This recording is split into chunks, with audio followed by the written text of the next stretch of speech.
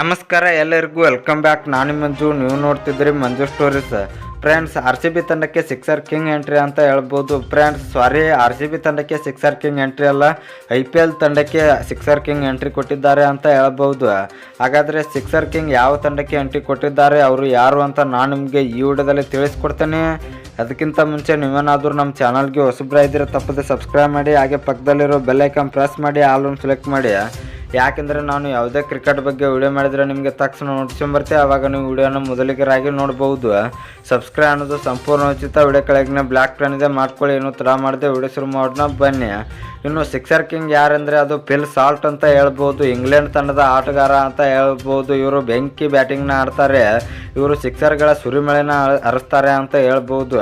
ಇನ್ನು Phil Salt ಅವರು ಯಾವ ತಂಡಕ್ಕೆ ಬಂದಿದ್ದಾರೆ ಅಂತ ನೋಡಿದರೆ KKR ತಂಡಕ್ಕೆ ಬಂದಿದ್ದಾರೆ. ಇವರು ಜೋಸನ್ ರಾಯ್ ಜಾಗದಲ್ಲಿ ಬಂದಿದ್ದಾರೆ ಅಂತ ಹೇಳ್ಬೋದು. ಜೋಸನ್ ರಾಯ್ ಅವರು ಈ ಸೀಸನ್ನಲ್ಲಿ ಆಡೋದಕ್ಕೆ ಆಗೋದಿಲ್ಲ ಅಂತೆ, ಅದಕ್ಕಾಗಿ ಫಿಲ್ ಸಾಲ್ಟ್ ಅವರು ಜೋಸನ್ ರಾಯ್ ಅವರ ಜಾಗದಲ್ಲಿ ಬಂದಿದ್ದಾರೆ ಅಂತ ಹೇಳ್ಬೋದು.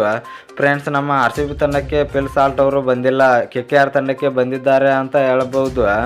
ಇನ್ನು ಫ್ರೆಂಡ್ಸ್, ಫಿಲ್ ಸಾಲ್ಟ್ ಅವರು KKR ತಂಡಕ್ಕೆ ಹೋಗಿದ್ದರ ಬಗ್ಗೆ ನಿಮ್ಮ ಅಭಿಪ್ರಾಯ ಏನು ಎಂಬುದನ್ನು ಕಮೆಂಟ್ ಬಾಕ್ಸಲ್ಲಿ ಕಮೆಂಟ್ ಮಾಡೋದ್ರ ಮೂಲಕ ತಿಳಿಸ್ಕೊಡಿ.